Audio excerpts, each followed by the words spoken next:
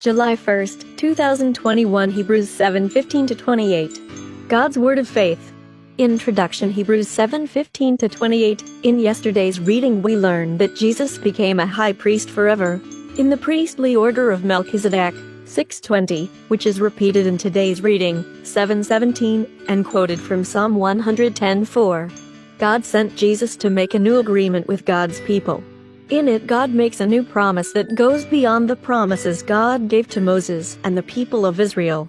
The old agreement was based on the law, but the new agreement is based on Christ's sacrifice to take away sins. Today's scripture, Hebrews 7:26. Jesus, then, is the high priest that meets our needs. He is holy, he has no fault or sin in him. Today's reading. Another priest, like Melchizedek. 15. The matter becomes even plainer. A different priest has appeared, who is like Melchizedek. 16. He was made a priest, not by human rules and regulations, but through the power of a life which has no end. 17.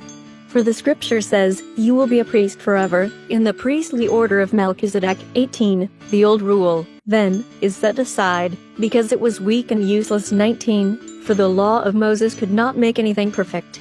And now a better hope has been provided through which we come near to God.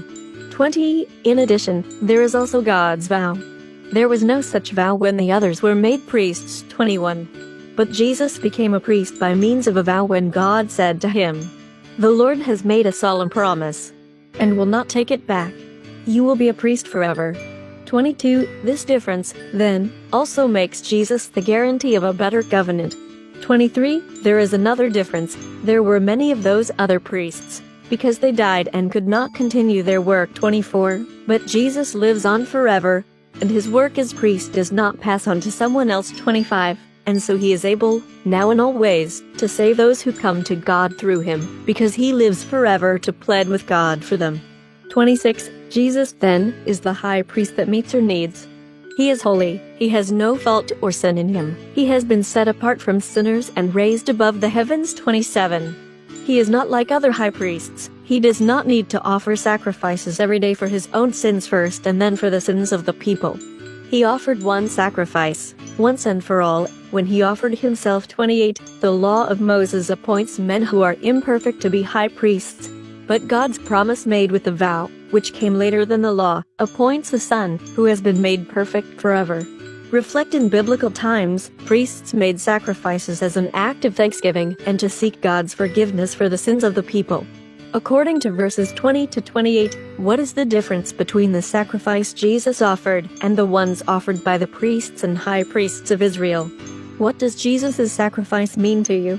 Let's pray. Holy Jesus, you are the high priest that meets our needs, and you have been made perfect forever. Thank you for the sacrifice you made so that I might receive forgiveness of my sins and eternal life with you. You save those who come to God through you, because you live forever and plead with God for us. Amen. Tomorrow's reading. Hebrews 8:1-13. The covenant Jesus arranged between God and his people is better than the first covenant,